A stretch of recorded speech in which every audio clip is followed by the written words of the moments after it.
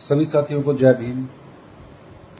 साथियों, आज आप लोगों के सामने मैं आया हूं सरकार की सोशल मीडिया पर सेंसरशिप को लेकर, और आपको बता दूं कि मेरी जो प्रमुख फेसबुक आईडी है उस पर सरकार ने बैन लगा दिया है, उसे बंद कर दिया है।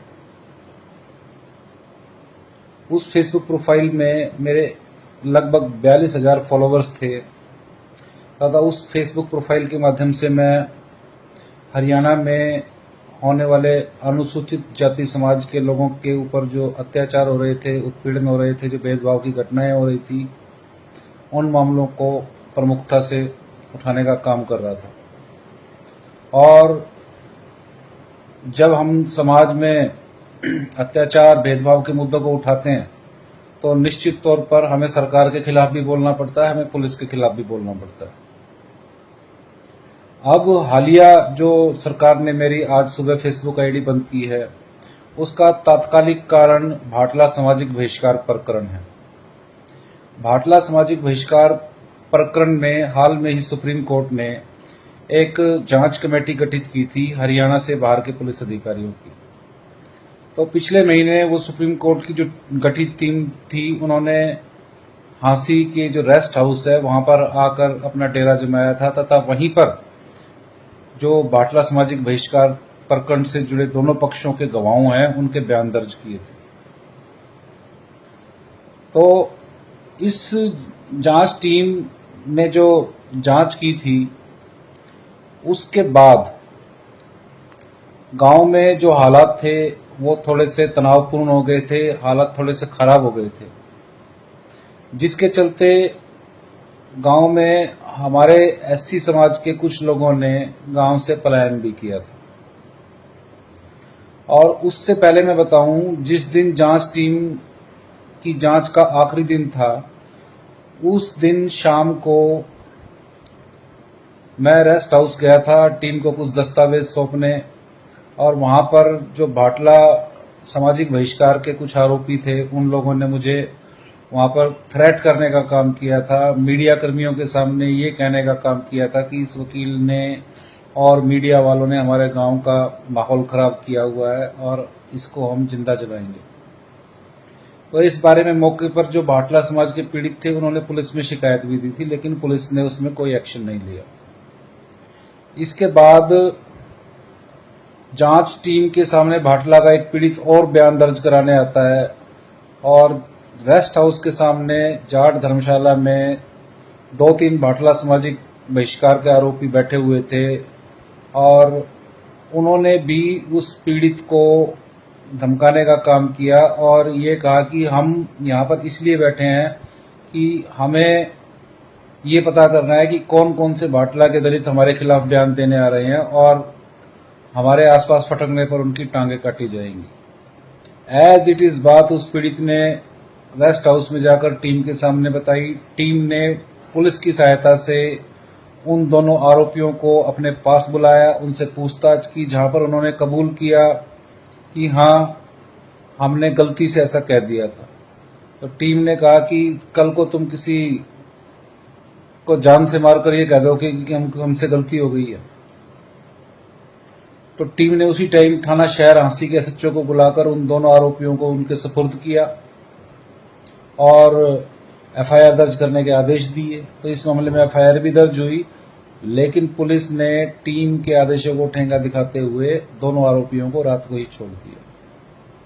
इस शिकायत के जाने के बाद से ही गांव का माहौल खराब होने लगा था, जिसके चलते गांव के 11-12 आदमियों ने 3-4 दिन पहले गांव से पलायन कर दिया था। इस पलायन की खबरों को हमने मीडिया को देना चाहा और मीडिया को नोट बनाकर भेजे, वीडियोस दी, फोटोज दी कि भाटला गांव में इस तरह से दबंगों के डर से सामाजिक बहिष्कार के जो पीड़ित हैं वो गांव छोड़ने का काम कर रहे हैं।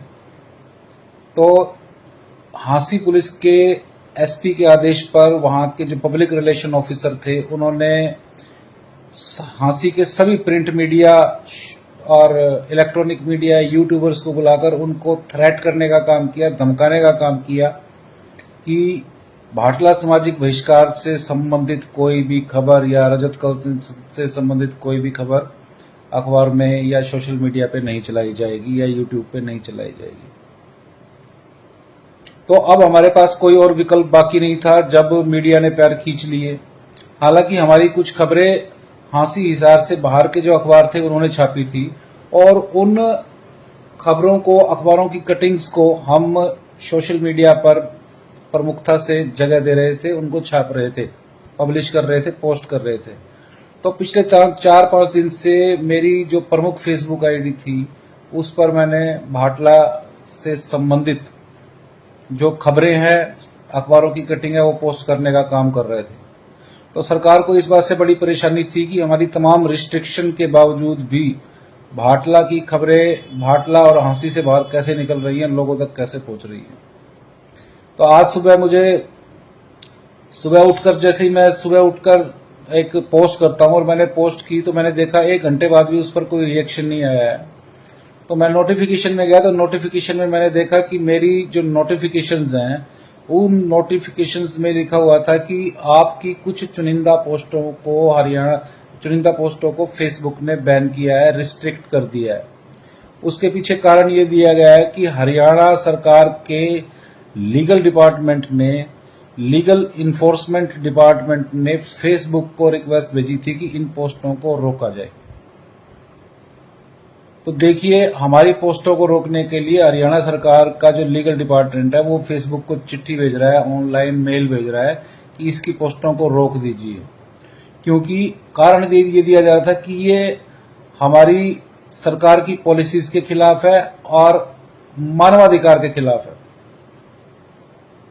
एक मानवाधिकार की रक्षा करने वाले दलित अधिकार कार्यकर्ताओं की पोस्ट को मानवाधिकार के खिलाफ बताया जा रहा था।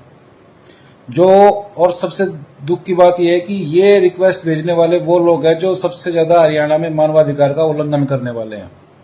और उससे भी ज्यादा दुख की बात यह है कि फेसबुक उनकी बात को मानकर हमारी फेसबुक की पोस्ट को रिस्ट्रिक्ट कर रही है। इतना ही नहीं, मुझे पता चला कि दूसरे लोगों की फेसबुक पर मेरी फेसबुक आईडी दिखना बंद हो गया है। जब उन्होंने मेरी फेसबुक खोलने की कोशिश की तो पेज नॉट फाउंड दिखाया जाने लगा और अभी तक ऐसा ही है। अच्छी बात यह है कि मेरी एक अल्टरनेटिव फेसबुक अकाउंट और है जिस पर मेरा फोटो लगा है, और जो मेरा फेसबुक अकाउंट बंद किया गया है उसमें मैं वकील की ड्रेस में था, और ये वाले जो मेरा फेसबुक अकाउंट चल रहा है दूसरा, उसमें मैं एक सामान्य ड्रेस में हूं। तो मेरी अब मैं फेसबुक, लेकिन इसमें केवल 8,000 के करीब फॉलोवर्स हैं, उसमें 41,000 के करीब फॉलोवर्स थे। तो हरियाणा सरकार ने इस तरह से हमारे जो अपनी अभिव्यक्ति है, अपने विचार है, सोशल मीडिया पर डालकर हम अपने लोगों तक पहुंचाने का काम कर रहे थे, उस पर सेंसरशिप लगाने का काम किया है, उस पर बंदिश लगाने का काम किया है, जो संविधान के खिलाफ है, संविधान के आर्टिकल 19 के खिलाफ है। तो मेरा आप लोगों से अनुरोध है कि हरियाणा सरकार का ये जो एक गैर कानूनी कार्रवाई है, असंवैधानिक कार्रवाई है, इसके खिलाफ आप लोग आवाज उठाएं। मेरी इस वीडियो को ज्यादा से ज्यादा शेयर करने का काम करें, लोगों तक पहुंचाएं, ताकि पता लगे पूरे देश को, पूरी दुनिया को, पूरे प्रदेश को कि किस तरह से सरकार हम लोगों की आवाज को दबाने में लगी हुई है, किस तरह से हम लोग जायज बात भी उठाने के लिए रोके जा रहे हैं। तो साथियों, आप सबसे अनुरोध है कि इस वीडियो को ज्यादा से ज्यादा शेयर करने का काम करें, ताकि जिन मकसदों के लिए हम लोग अपनी आवाज उठा रहे हैं वो लोगों तक पहुंच सके, और हरियाणा सरकार की इस कुत्सित कार्रवाई की चौतरफा निंदा होनी चाहिए। सभी को जय भीम, जय भारत। हमारे चैनल